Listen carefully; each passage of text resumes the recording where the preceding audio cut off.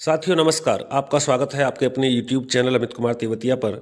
और हम लेकर के हाजिर हैं आपके लिए आज की बात के माध्यम से राष्ट्रीय और अंतर्राष्ट्रीय घटनाएं जो हमारी सभी प्रतियोगी परीक्षाओं में महत्वपूर्ण स्थान रखती हैं।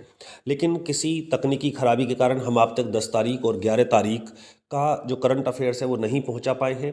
आज हम 10 दिसंबर, 11 दिसंबर और 12 दिसंबर के सभी महत्वपूर्ण प्रश्नों को इसी वीडियो में सम्मिलित कर रहे हैं। तो सबसे पहले आइए हम शुरू करते हैं। जो पहला बिंदु है वो है कि 10 दिसंबर को प्रत्येक वर्ष मानवाधिकार दिवस के रूप में मनाया जाता है, क्योंकि 10 दिसंबर 1948 को संयुक्त राष्ट्र संघ ने इस दिवस को मनाने की घोषणा की। इसका उद्देश्य क्या है या हम क्यों मनाते हैं? जिससे विश्व भर में लोगों को मानव अधिकारों के महत्व के प्रति जागरूकता मिलती रहे, वो जागरूक रहे और उसे अपने अधिकारों के विषय में ज्ञान होना चाहिए। वहीं जो दूसरा प्रश्न है ये सबसे महत्वपूर्ण है। 10 दिसंबर का एक ही प्रश्न महत्वपूर्ण था और वो यही है जो करंट अफेयर्स की घटनाएं हैं, क्योंकि 10 दिसंबर 1948 से हम लगातार मानवाधिकार दिवस मना रहे हैं। तो फिर करंट कहाँ रहा? करंट है नंबर 2 पे, जो है कि दुनिया में पहली बार 110 लोकतांत्रिक देशों की डेमोक्रेसी समिट, जिसे हम हिंदी में लोकतंत्र सम्मेलन बोलते हैं, का आयोजन की शुरुआत की गई है। इसका उद्घाटन जो अमेरिका के राष्ट्रपति हैं जो बाइडेन, उन्होंने किया। इसमें यूरोपियन देशों ने भाग लिया और भारत में की ओर से माननीय प्रधानमंत्री नरेंद्र मोदी ने भी इस डेमोक्रेसी समिट को संबोधित किया। इसका उद्देश्य है कि लोकतांत्रिक देशों का एकजुट होना और लोकतंत्र को मजबूत बनाना। यही महत्वपूर्ण घटना है, यही महत्वपूर्ण एक प्रश्न है जो 10 दिसंबर 2021 का प्रतियोगी परीक्षा में आ सकता है। आगे देखते हैं। तीसरा प्रश्न है कि 10 दिसंबर को ही क्यों दिए जाते हैं नोबेल सम्मान? जी हाँ, दुनिया के जो सर्वश्रेष्ठ सम्मान जिन्हें माना जाता है, जिसे हम नोबेल अवार्ड बोलते हैं, उसका डिस्ट्रीब्यूशन भी 10 दिसंबर को होता है।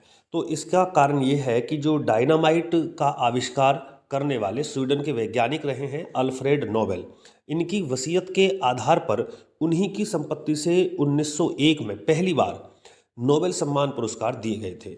उनकी पुण्यतिथि पर हर साल यह 10 दिसंबर में दिए जाते हैं और यह सम्मान पहले 5 क्षेत्रों में मिलता था, बाद में इसको अर्थशास्त्र भी जोड़ दिया गया इसमें। अब यह भौतिक विज्ञान, रसायन, चिकित्सा, साहित्य और अर्थशास्त्र और शांति, इनमें दिया जाता है।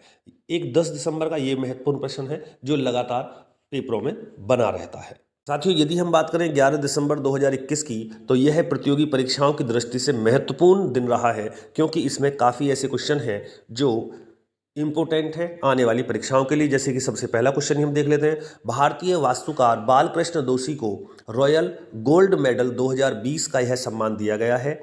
यह सम्मान royal institute of British architects के द्वारा दिया जाता है और यह दुनिया के सर्वोच्च सम्मानों में से एक है जो वास्तुकला के क्षेत्र में दिए जाते हैं। आप क्या समझ सकते हैं कि यह जो दुनिया में नक्शा बनाते हैं बड़ी बड़ी बिल्डिंगों का, फैक्ट्रियों का, कंपनियों का, इनको आर्किटेक्ट्स जिन्हें हम बोलते हैं, वास्तुकला, इसमें दिया जाता है, लंदन द्वारा दिया जाता है और भारतीय वास्तुकार बालकृष्ण दोषी को 2020 के लिए दिया गया है। दूसरा प्रश्न, सौर गठबंधन, जी हाँ, जिसे हम अंतर्राष्ट्रीय सौर गठबंधन बोलते हैं, इसे पर्यवेक्षक का दर्जा दिया है संयुक्त राष्ट्र संघ ने। और यह जानकारी संयुक्त राष्ट्र संघ में भारत के स्थायी राजदूत TS तिरुमूर्ति ने दी है। यह प्रश्न हम यूपी पुलिस की परीक्षाओं में देख चुके हैं कि संयुक्त राष्ट्र संघ में भारत के स्थायी राजदूत कौन है? TS तिरुमूर्ति।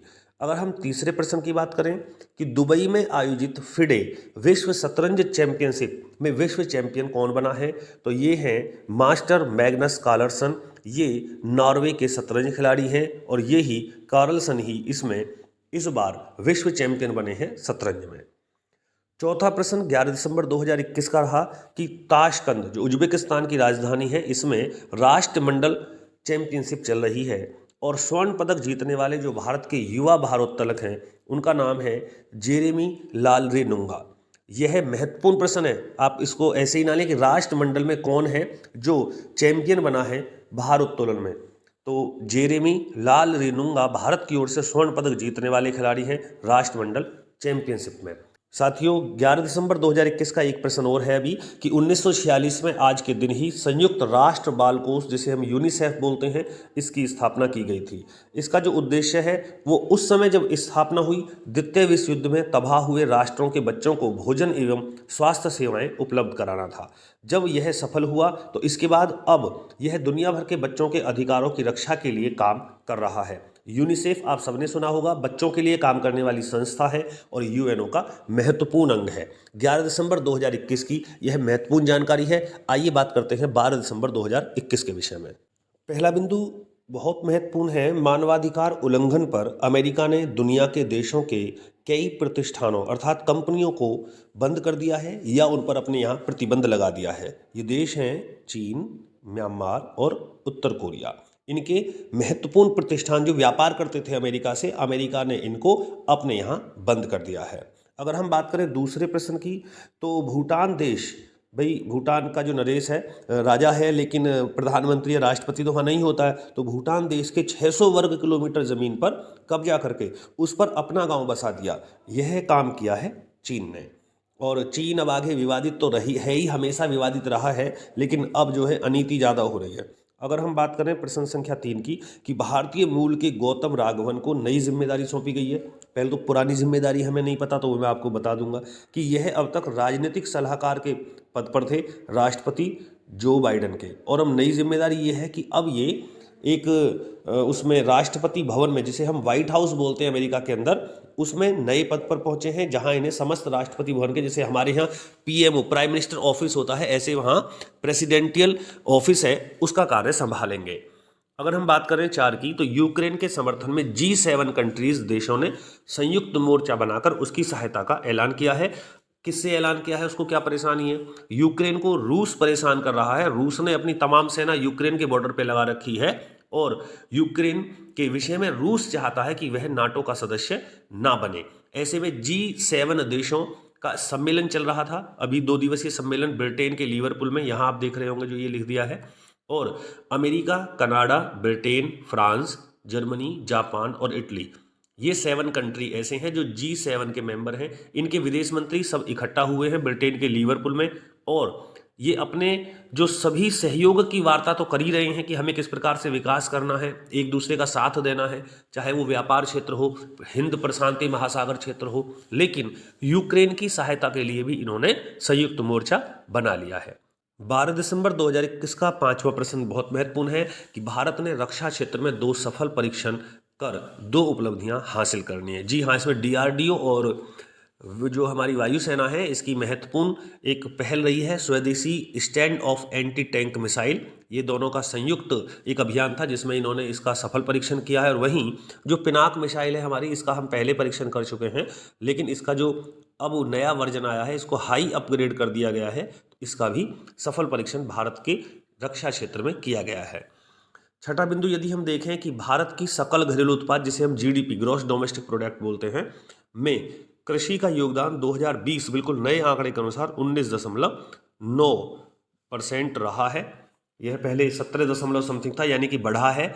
और जो 7वां बिंदु है, उत्तर प्रदेश के बलरामपुर जिले में सरयू नहर राष्ट्रीय परियोजना, इसके विषय में मैं आपको पहले बता चुका हूं कि 71-72 में इसका उद्घाटन हुआ था। उस समय केवल 100 करोड़ कीमत थी, आज 9,000 करोड़ में इसका जो है कार्य हुआ है। नरेंद्र मोदी जी ने इसका उद्घाटन किया है। इससे लाभान्वित होने वाले 9 जिलों की संख्या भी आपको बता दी गई है। लेकिन इस परियोजना में जो नया प्रश्न बनता है वो ये है कि घाघरा, सरयू, राप्ती, बाणगंगा और रोहिणी नदियों को जोड़ा जाएगा, जिसे नदी जोड़ो परियोजना भी बोलते हैं, जिससे लाभान्वित जिलों को सिंचाई के लिए जल मिल सके, बिजली मिल सके। तो साथियों, ये 12 दिसंबर 2021 के महत्वपूर्ण क्वेश्चन हैं जो आपकी परीक्षाओं में शामिल हो सकते हैं। लेकिन सबसे पहले चैनल अगर आपने सब्सक्राइब नहीं किया है तो चैनल को सब्सक्राइब कर लें, वीडियो को अपने दोस्तों को शेयर कर दें, क्योंकि अब धीरे धीरे सब्सक्राइबर बढ़ रहे हैं और मैं ये जानता हूं कि इसमें आपका बहुत बड़ा सहयोग है। मित्रों, केवल हमारा पहला लक्ष्य है 5,000 सब्सक्राइबर का। जैसे ही 5,000 सब्सक्राइबर होते हैं तो निश्चित रूप से हम अपने YouTube चैनल को कुछ ना कुछ आगे बढ़ाएंगे, चाहे हमें डिजिटल बोर्ड लेना हो, चाहे हमें अन्य कोई कार्य करना हो। तो कृपया आप इसको अपने दोस्तों को शेयर करें, जानकारी दें, और परीक्षा में सफलता तो निश्चित है। धन्यवाद।